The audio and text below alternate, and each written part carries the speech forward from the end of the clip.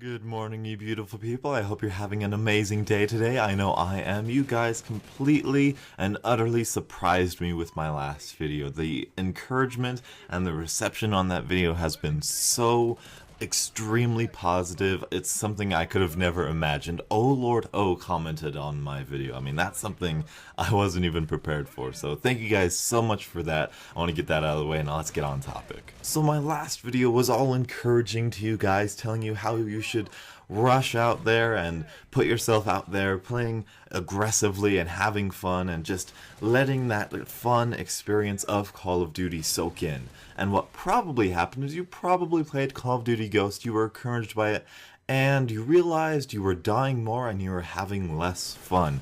This is something that sort of happened to me last night. I played with Beebs and we were both really encouraged by my video, and it turns out that we're not as good as Call of Duty as we are in my videos, and that can be really discouraging, but that is okay.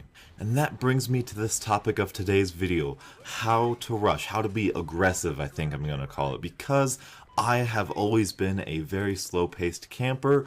I am trying to learn how to be aggressive. I'm trying to learn how to rush, and this little series I hope to uncover the secret, so to speak, of rushing and playing smart and being on your toes at all times. So this first point is not so much of a gameplay perk or a class setup thing that you could help to get better. It's more of a mental thing to help you get better. And that mental thing is overcoming your deaths, overlooking your deaths, moving on from your deaths. Death happens in Call of Duty. It is a staple of it. It happens so often that people often forget that it's okay. People wish that they went flawless. I know when I was getting better at Call of Duty, I thought if I died in any way, it was my fault and I deserve to be flawless every game, that I don't make a mistake. Whereas that's not at all the truth of Call of Duty. The truth about Call of Duty is that any noob can get on and kill the best player. I mean, usually that's not going to happen because of strategy and all of that, but death is easy to come by in Call of Duty. The slow time to kill, or the fast time to kill, in every Call of Duty compared to other first-person shooters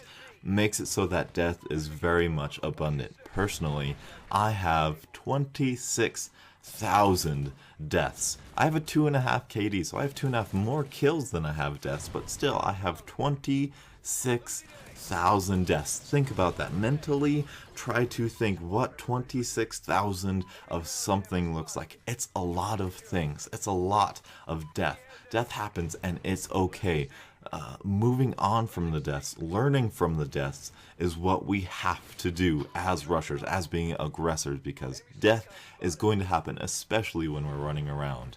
This is what makes the kill cam so revolutionary. I feel like for the past 6 years, ever since COD 4, people have started to diminish the value of kill cams because I've noticed they only use them for IEDs or LMGs. People will only use kill cams to showcase how terrible the other player is and how unfair the death was. People don't use kill cams anymore to learn from their mistakes. What did you look like running out in the open? Was his aim better than your aim?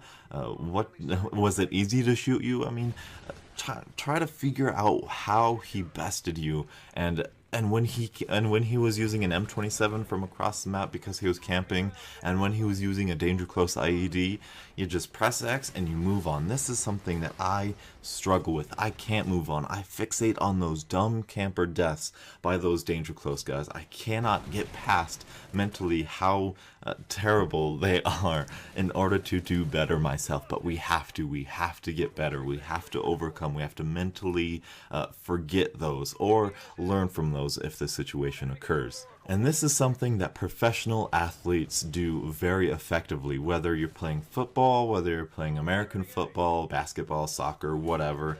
I said soccer twice. they are very good at overcoming those mistakes. They're good at mentally accepting it for the way things have happened and moving on, pushing forward through that mistake. If they were to do what we do and fixate on it, get upset about it, then they would play worse. They would have what I call the Denver Broncos syndrome. You have a terrible first kickoff and then you lose the Super Bowl after having the best season in football history. Long story short, don't be like the Denver Broncos. In Call of Duty, when I get killed by one camper specifically with like 2 IEDs and a thermal M27 camping one way, I will get upset. And my aim gets better when I'm upset, but my decision making goes down the tubes. It is terrible. I will run after the same guy and try to revenge kill him over and over and over, and I will keep on dying. And that is something that's really, really terrible, because you run back and you get that guy maybe one time, but he's killed you 5 times, and then 26,000 deaths later, you're making a video on how death is okay. And anyway, one guy I want to show you guys that's really good at overcoming death and mentally being okay with death is the Market J. He will get commando knifed, he will have bad teammates, sure he'll freak out, but he knows how to take a loss, he knows how to take a death, and he is a better player for that because he's in that really cool, calm mindset. And this is something that is key to starting to learn how to rush. I hope you guys have enjoyed the video. Again, thank you so much for the positive feedback. And until the next absolutely beautiful Call of Duty morning, I'll catch up with you guys later. And as always, have a great day.